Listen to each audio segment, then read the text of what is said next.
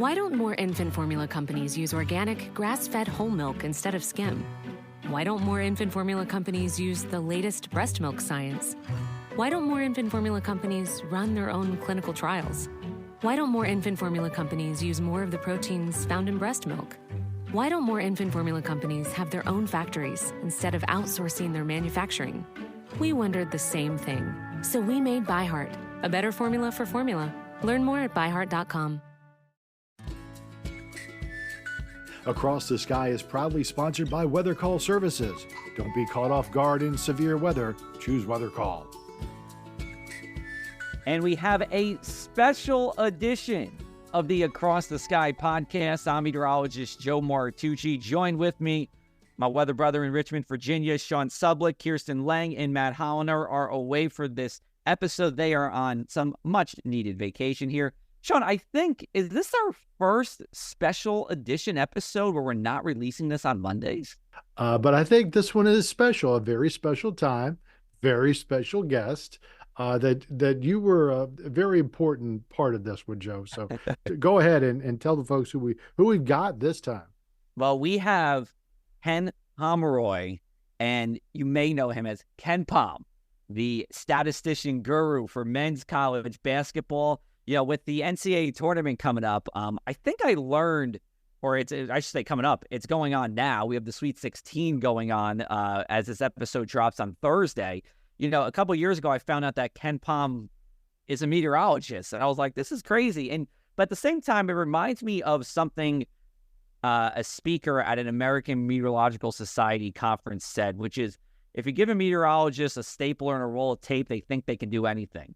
And that pretty much just describes KenPom. He was a meteorologist at the National Weather Service and said, I want to make these ratings for college basketball. We'll learn in the podcast that he actually started out with other sports and then got into men's college basketball, where it is hard not to fill out a bracket or to watch the games without hearing his name. So this was really cool to get him on. He's super busy this time of the year, and we're glad he was able to sit down with us for a half hour to talk about not only his rankings, but his love for weather and his career in weather and getting to where he is now.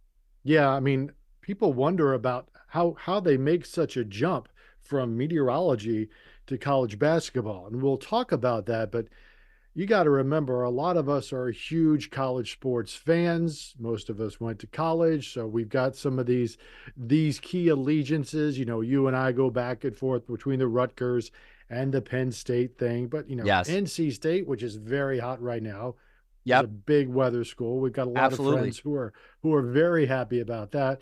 You know, Wisconsin, Washington, of course, Oklahoma. So lots of interest in the college games out there. So it's really not that big of a jump. And Ken will talk more about that. Certainly. So without further ado, let's jump into it. Our interview with KenPom on the Across the Sky podcast.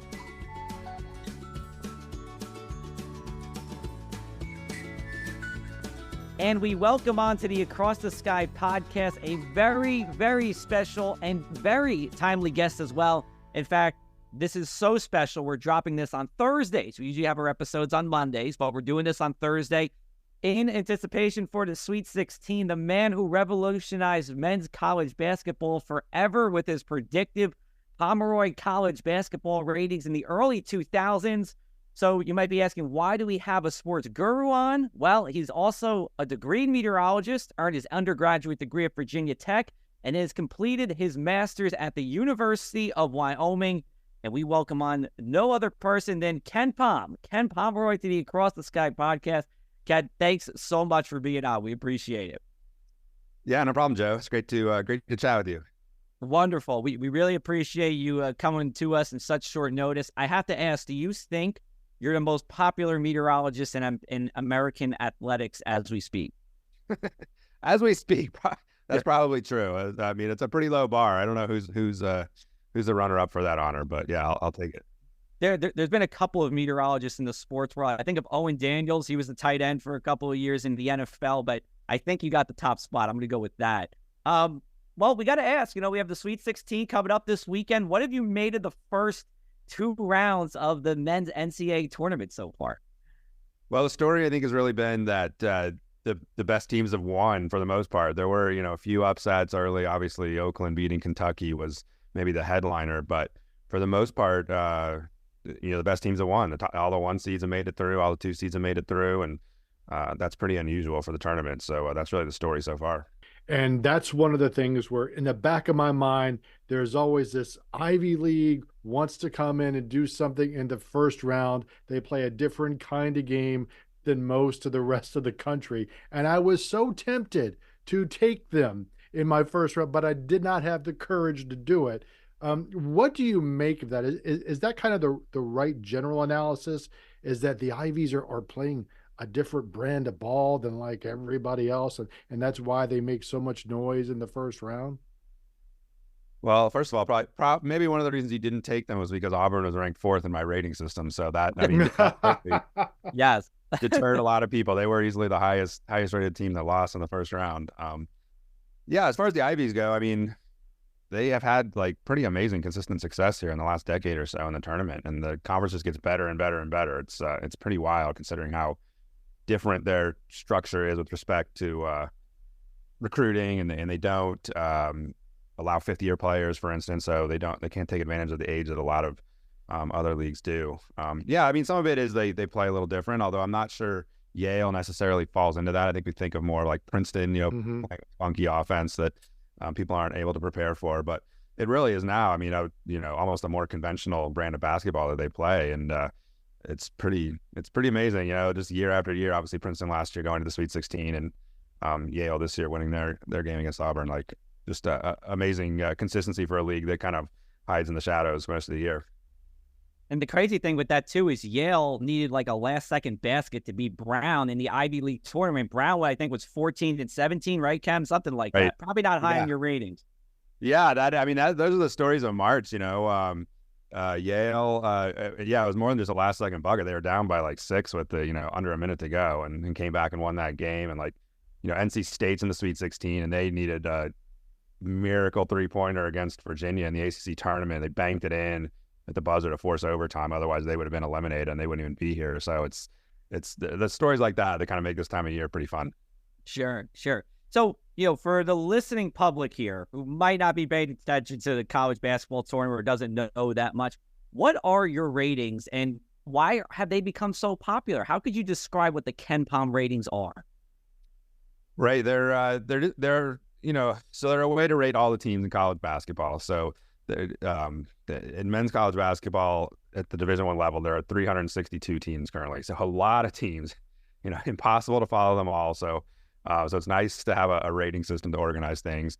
But the thing that was different about my ratings when they started is that they rate the offensive and defensive ability of those teams in terms of the points per possession they score or allow. And it's all adjusted for, teams play wildly different schedules. So it's all adjusted for the schedules the teams play. And so you can learn more about a team than just how good they are. You can learn if they have a good offense or good defense. And then I further, split things up into more detail. So from a weather standpoint, the way I relate it to weather is it's kind of like, the forecast funnel, right? Where you're looking at the big picture first, and then you kind of zoom down into details. And that's basically how you use my site. Big picture, and then you can zoom into as many details as you want to kind of figure out what a team does well or doesn't do well.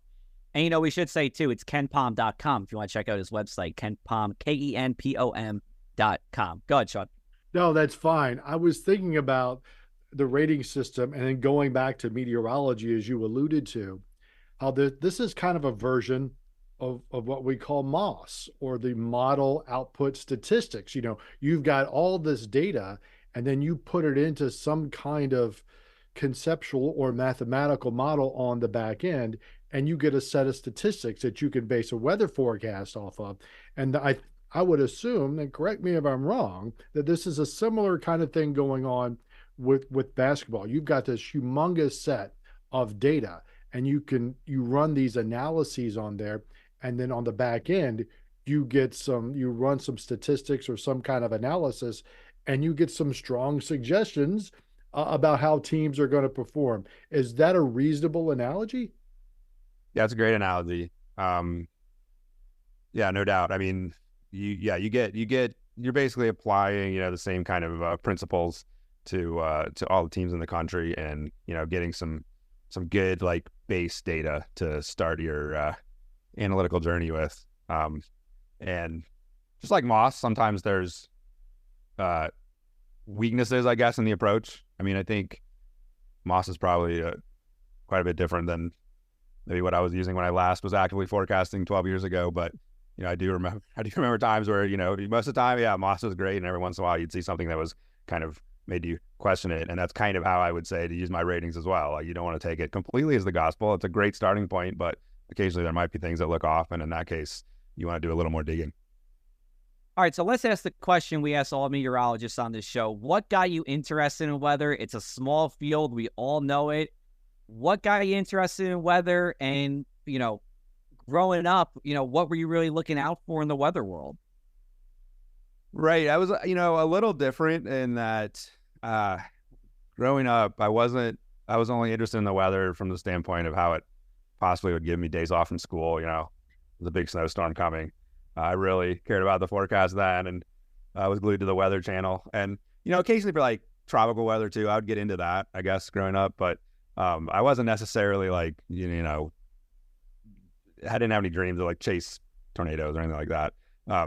So then I, did my undergrad in engineering and was really planning to spend a life doing that. But met somebody in college who was really into weather. And so I didn't even like consider it as a career until that point. And then, kind of realized you could make a career of it. And so once I got done with my undergrad, kind of thought about it, had a regular job for a while, and then, went to grad school and pursued it. And that's what got me started. And I just think the allure was like, there's just a completely different challenge every day. Every day is unique. And once I, got into the National Weather Service, it was like, it just seemed like the perfect job for me. Like every day was unique. I love trying to predict things.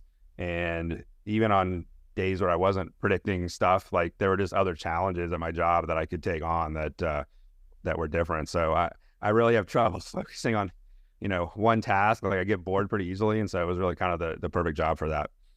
So you said you started in Great Falls, Montana in the Weather Service, right? And then you went to Cheyenne, Wyoming, and in the Western Regional Headquarters in Salt Lake City, Utah. Now, you said in '99 you started creating these college basketball rankings, and then started taking off in the early 2000s. So, what got you interested in that? And then I have to imagine at some point, right, it was like KenPom's taking up a lot of my time, the Weather Service is taking up a lot of my time. And what was that decision like for you to say, hey, I'm going to leave weather, in my full-time role and pursue college basketball rankings? Right. So I guess getting started, I like math in general. I like tables of numbers. If you've seen my website, it's just tables of numbers, right? And so, yes. So growing up, Jeff Sagarin was kind of the king of sports ratings, and I would love, digging into his ratings. I'd always have my mom buy the USA Today on I think it was on Tuesdays when he would publish his college basketball ratings, and so I kind of always had an idea that I wanted to do something like that. And so all of this also like coincides like kind of the beginning of the internet. So my interest in weather, was fine. But then once the internet kind of started blossoming, you could get weather information from anywhere. Like that fascinated me. And likewise with sports ratings, there are a lot of other people doing sports ratings, and there was some really good information online on kind of explaining the theory of sports ratings. And so when I was in grad school at Wyoming, especially, spending a summer in Laramie, like it's not necessarily a lot of entertainment options at that point. So a lot of my time, spare time during the summer was spent in the computer lab, just kind of like reading this stuff and trying to figure out how to do my own ratings. And so that's really where I got started, and things kind of took off gradually. And, a few years later, I focused on college basketball and got some attention. And as you mentioned, things, eventually got to the point where it was, it really ended up being like a full-time job for me, and it was fun. But it's like I had two full-time jobs. I had this meteorology job I really liked, and I had this job doing basketball ratings, which I really liked, and was getting attention. And yeah, I had to make a decision there at some point. It's like I don't need two full-time jobs anymore. And so that started really happening, I guess, around 2010 or so. Like it was pretty apparent that I'd reached a level where I could do this full-time. I just had to figure out how to get some money from people so I could support myself. And over the next year or two that happened, and then eventually in 2012 I just kind of broke out and did the basketball stuff full time. Yeah, I imagine it's always a jump or a huge decision to make that jump into, small business owner, that type of thing. Let me ask you this. It's pretty much college basketball, but were there other sports that you kind of dabbled in first before just deciding on solely college basketball, or primarily college basketball? And if so, why the focus toward college hoops?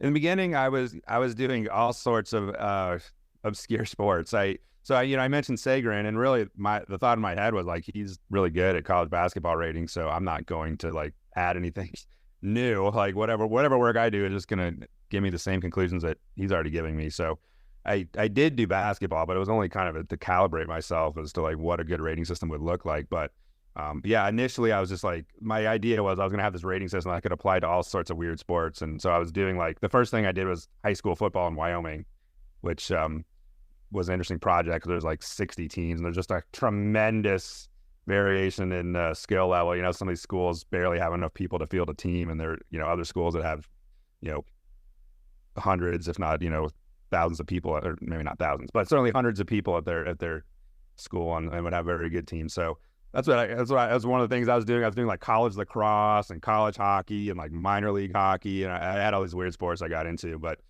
eventually I stuck to college basketball, partly because I came up with this. Well, I didn't come up with it, but I did the research on the system to do offense and defensive efficiency. So that really got me into it. I loved college basketball growing up. I mean, that was my sport. I grew up in Northern Virginia, where we had a professional, we had an NBA team that was really, really bad. And then we also had like great college basketball. So I really got into that growing up, and that was my favorite sport. And so it just seemed like at some point a natural direction to go and to just focus on basketball and, hopefully do something interesting. Good stuff. Well, we are here with Ken Pomeroy on the Across the Sky podcast. We'll take a brief break and we'll come back in just a minute. Hey everyone, Across the Sky is proudly sponsored by Weather Call Services. Don't be caught off guard by severe weather. Choose Weather Call. Get precise location-specific alerts via phone, text, or email. With over a decade of experience, Weather Call delivers pinpoint accuracy for your exact address, ensuring no surprises. Take charge and stay prepared when ominous skies loom. Explore the Weather Call difference today. Visit weathercallservices.com/Lee Enterprises and safeguard yourself, your business, or any school that matters to you. You can also find that link in our Across the Sky show notes, weathercallservices.com/Lee Enterprises. We are back with the Across the Sky podcast special edition episode as March Madness continues here, getting into the Sweet 16, and we're here with Ken Pomeroy to talk all about his ratings and his love for meteorology too. Ken, I just want to talk about the data. You left off on the first half talking about some of this. Like, where do you get your data from, and how many hours a week do you spend on the ratings? So it's been an evolving process. One of the things that held me up, honestly, from starting, so, I mentioned I started kind of the college basketball focus in 2004, but I probably could have started a year or two earlier, but I always was like, there's no way I can handle all this data. Like, I definitely can't like type in all the scores every night. And I don't even know any other way to do this. And so eventually, actually partly through my job as a meteorologist, learned a lot about programming, and eventually the light bulb clicked. I was like, okay, well, I can actually automate a lot of this stuff. And I automated some of it in the beginning, but a lot of it wasn't automated, and it did take a lot of work. And over time, I've gradually automated things more and more. And I subscribe to a data service. I mean, when you're dealing with college basketball, there's the data industry that, kind of a big deal. So there's people that will kind of do the automation for you almost and just send you box scores in specific formats after games. So I have code on the other end that handles that and updates the ratings whenever I get a new box score. So that was kind of big over the years. And I don't need to spend quite as much time on the ratings as I used to. I mean, when I first went to the subscription service, I remember, like every night I was staying up till 2 or 3 a.m. trying to, wait for all the games to come in and update things. And now I don't have to do that. It's all that stuff's automated. On my end, I just need to handle kind of like errors and mistakes, and then, deal with that, which, okay, updates. Sometimes box scores are corrected. There's a lot of kind of boring stuff there, but it does give me more time to maybe do writing or watch games or just have a little better work-life balance. That was definitely a struggle in the beginning. Okay, so once the season ends, how what do you do in the off season? I mean, I'm sure there's lots of other things to go back and correct and fix and nudge, but is that where you would spend more time kind of perfecting some things that you're not able to do otherwise during the season? Exactly. Yeah, the season is it's a sprint, it's pretty hectic. There's a lot going on in the game every night, and um so there's not really as much time to work on maybe longer term projects, better methods to predict scores or whatever. So that's part of it. There's another part of it, kind of a big deal, certainly a bigger deal than when I started, is the idea of preseason rating. So before the season begins, try to rate teams. So we have kind of a good starting point. You might think of it as a good set of initial conditions or whatever in your model. And so I work on that a lot as well. And for people who don't follow college sports, it used to be, when I was starting, like if a player was on a team, there was a really, if they had eligibility left, there's a really good chance they'd be on the team the next year.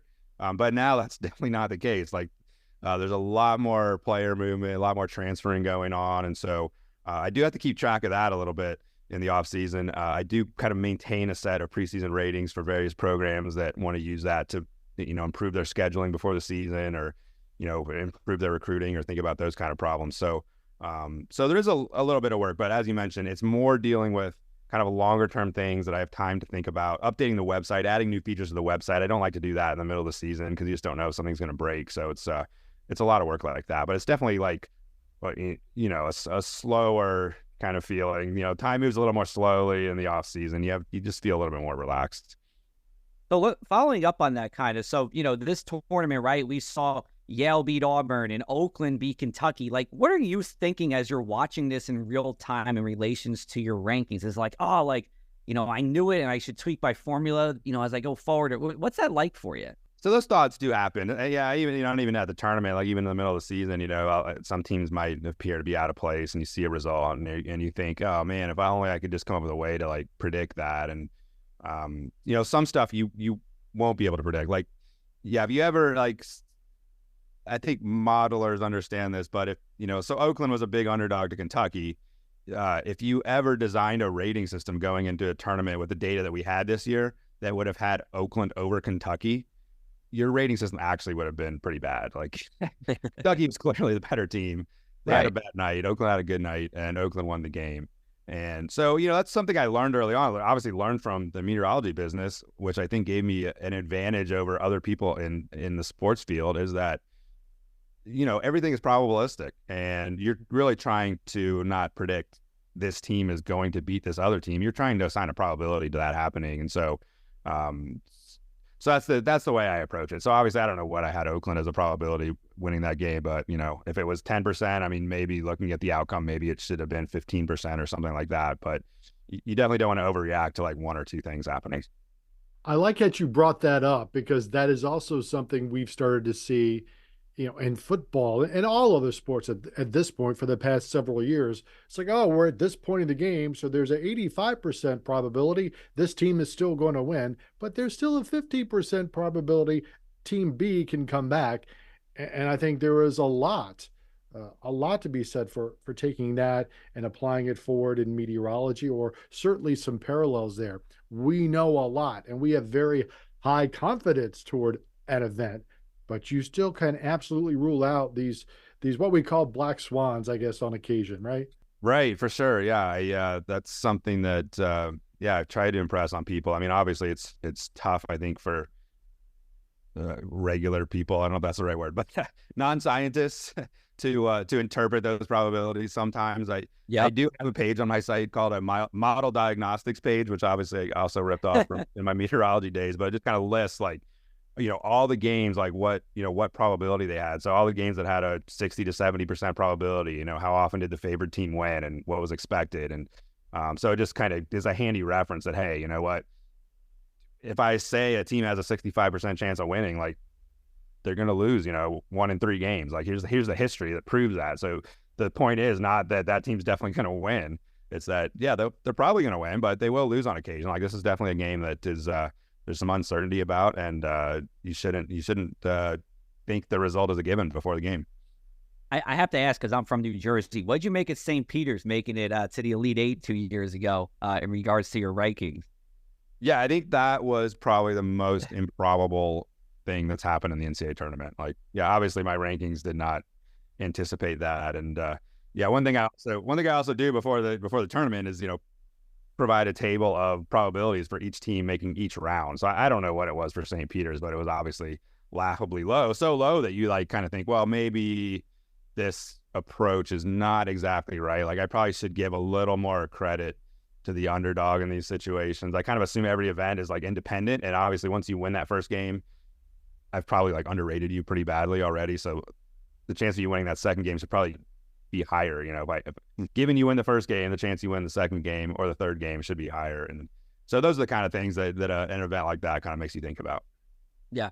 I have to say, on a very positive note, I took your ratings and I picked UConn to win the tournament last year based on what you had going on. So I won some money thanks to you. So thank you, Ken, for that. I appreciate it.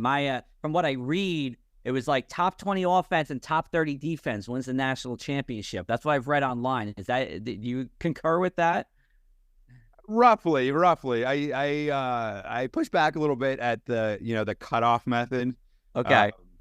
Obviously there might be some cutoffs. You can look at history, and then there might be some cutoffs that are appropriate. But obviously, going forward, you still have unexpected things happen. And so, if you're cutting things off at the top 30 defense, like if somebody has the 31st ranked defense, are you disqualifying them from winning the title? Like, that probably doesn't make physical sense, right? So I think they're good guidelines, but you obviously need to use them intelligently.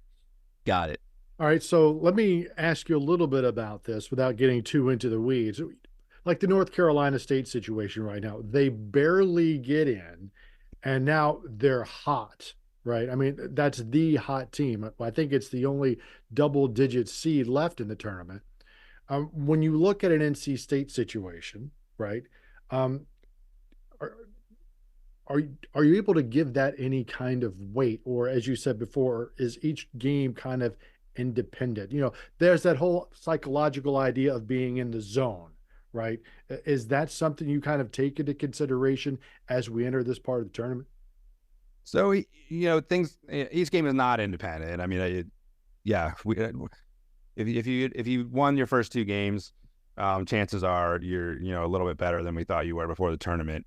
NC State's an interesting situation because they beat, not to get too far into the weeds, as you said, but they beat Texas Tech in their first game, and that's not like necessarily a massive upset. And then the second game, they played Oakland, the team that beat Kentucky. So NC State favored in that game. So it was a little bit, the fact that they're still here is a little bit due to some bracket luck. But you're absolutely right. Like, things aren't independent. I do think, though, people tend to overrate like the hot hand or teams being hot. Teams routinely, you see, especially in the regular season, a team will come up with a big upset victory, and all of a sudden they'll get a lot of attention, and then they'll, go ahead and like lose 2 of their next 3 games or whatever. And the bottom line is, like, teams kind of have this median or mean performance that they're capable of. And if you play 30 games a season, like 10 of those games you'll play over your head and you'll play really well, and 10 of those games you'll play worse than normal, and the other 10 you'll kind of play around normal. And for the most part, I mean, there's obviously other factors, but for the most part, when the good games happen and when the bad games happen are pretty randomly distributed. And going back to weather here, since you left the Weather Service, are you still involved in weather in some form or way? Yeah, not in a formal sense. Let's put it that way. That's what I meant formally. I'm sure you still look at track the weather, as a hobby or something. But professionally, were you involved in weather since leaving the Weather Service? The closest, so I still stay in touch with people, and occasionally I get like speaking engagements, kind of weather, related, tangentially related, or whatever. The closest I've come to like still doing weather. For a while, I was maintaining this Twitter account that was only appropriate for me, really, and like a few of my friends. But it basically looked at it looked at things like moss, like we were talking about earlier, and like weather observations, and it tried to forecast the local like chance of precipitation and chance of thunderstorms for the next like 3 or 4 hours, because it's like a hard product to get, kind of like in an automated sense. And for me as a human, like that's the thing I really cared about most. My life was like, if I want to go golfing or I want to go hiking, like what's the chance of some bad weather? And obviously I could look at the radar, which I do a lot, but sometimes I just want to know, what are the radar trends going to be in the next 3 or 4 hours? So yeah, it's kind of a one nerdy thing that I did work on, but yeah, I don't have any really other like formal relationship with meteorology at this point. So everybody's picks are kind of in out at this point. Who do you have in your Final Four and champ? Yeah, well, I have Houston as my champ. So, yeah, I mean, for people who are following, like UConn looks really good, and I think they're like clearly the best team. But I sort of have an aversion to picking the team that everybody else is picking. So, if you went by my ratings, you'd pick UConn. But yeah, personally, I have Houston, but I also had Auburn. I had Auburn in the Final Four, and actually had them going to the championship game. So that Yale win kind of broke my heart from that standpoint. But I don't get into the bracket game probably as much as other people, just because I always tell people like my ratings are kind of my bracket. Like, yeah, everybody can see my ratings, and they're kind of expecting them to be the guideline for who's good and who's not good. So right. So that's really kind of what my reputation is staked on. Right, gotcha. So that's kind of a question I was going to ask too. Like, are you going off of your own ratings when you're making the bracket? The answer is pretty much yes. And you still have the top 4 seeds, the top number 1 seeds, I should say, all 4 of them still in the tournament at this time. Now, I do want to end with this. I heard, rumor has it that you're a very big curling fan. Is that correct? That's correct. Big curling fan, big curling player. Are there KenPom curling ratings out there? There are, yeah. That's a much less lucrative side of the business. Yeah, it really Olympics got every once in a while.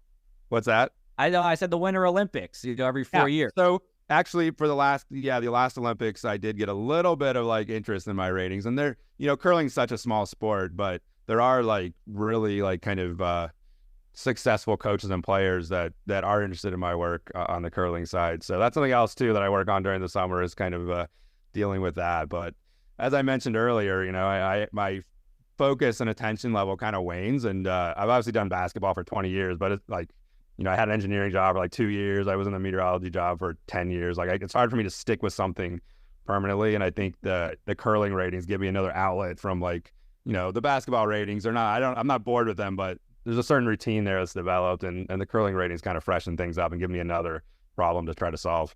Got it. Hey, I've never curled before, but it always looks very interesting. Is there a website for the curling too? Can I check that out somewhere? You can check that out. It's doubletakeout.com. I'm going on that as we speak, as we wrap out. Doubletakeout.com. Well, Ken, anything else you'd like to add? This was really fun. I really appreciate, and we really appreciate you coming on the podcast.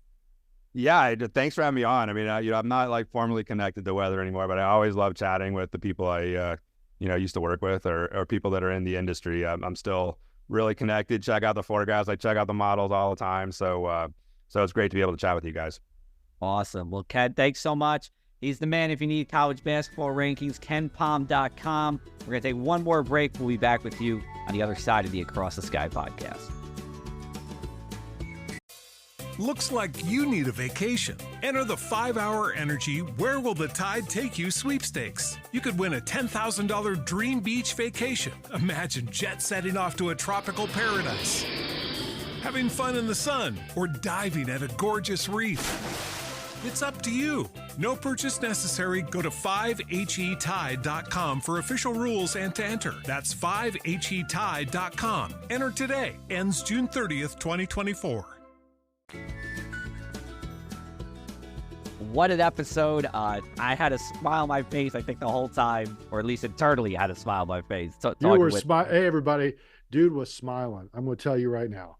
I loved it. I have my University of Wyoming t-shirt on for my man Ken. He's a Wyoming grad. I'm a Wyoming supporter, we'll say. So I certainly dressed the part.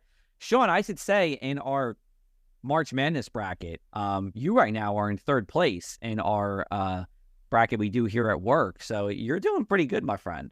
Yeah, I was. It sounds like you surprised. followed the KenPom. I was a little surprised at how well I did. I kind of went with this mixture of seeds, historical conferences that do well, historical teams that do well. I did follow the NC State thing a little bit, figuring they would go a little farther just because they were hot coming off of the ACC tournament. I did not pick Yale. I did not Me have the either. guts to pick Yale over Auburn. And as he said, as Ken said, it was that would have taken some guts because Auburn, number 4 nationally in his rankings, and he had them in the Final Four. And Yeah. and I had North Carolina as my champ, but a couple of my, I had Auburn in the Final Four. They're gone. So, that's the way it goes. That's why they call it March Madness, right? That is absolutely correct. My Final Four is UConn, North Carolina, Purdue, and Kentucky. That did not go well for me. I had Kentucky tournament. also. So Yeah. it's just, at this point, I'm just in it for the ride. I don't think I will advance past third place in the thing here at work. But I was surprised when I looked down on Friday evening. I'm like, oh my heavens, I'm in first place. How long is this going to last? And it doesn't last long. It's it is madness, as they say, and we'll use our brackets, our Final Fours, as our across my sky for this episode, since we all got something a little bit different here.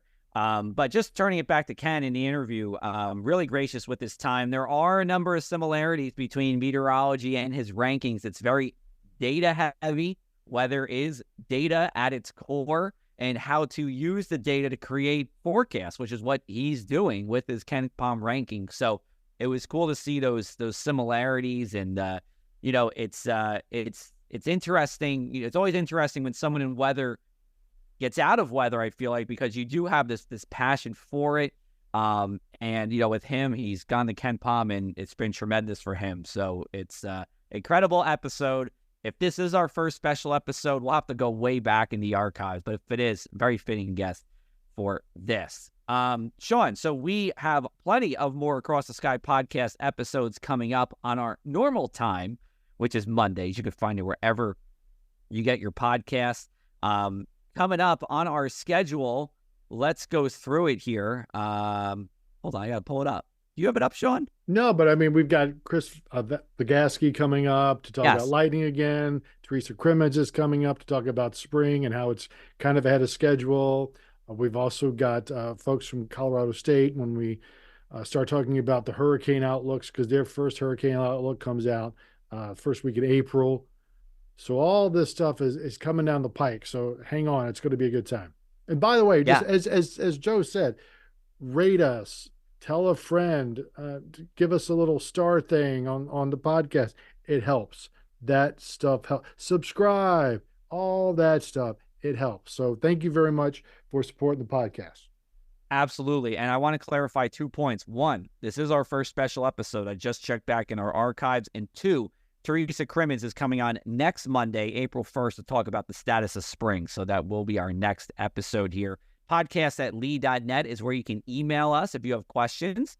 In fact, the episode with Chris Bagaski is going to be based on an email listener's question. Joshua Williams in Oklahoma, who sent us a question about lightning and made us have that episode. So your emails do matter to us. We do read them, and we do appreciate it.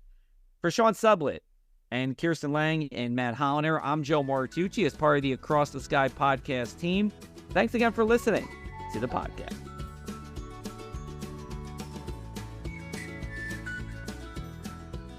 When we made our McDonald's Spicy Chicken McNuggets, you were praise hands emoji. Then we ran out, and you were streaming tears emoji. Now they're back, so you can be grinning face with sweat emoji. Order ahead on the McDonald's app.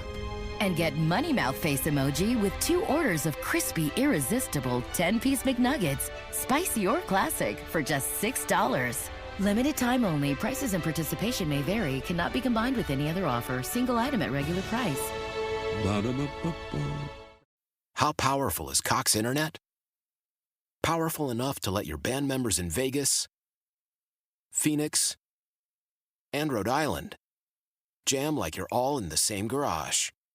Get Cox Internet powered by fiber with America's fastest download speeds. It's internet built for tomorrow, today. Cox, always building better. Cox Internet is connected to the premises via coaxial connection. Speeds vary and are not guaranteed. Cox terms and other restrictions may apply. Analysis by Ookla Speed Test Intelligence Data. Fixed median download speeds. US Q3 2023.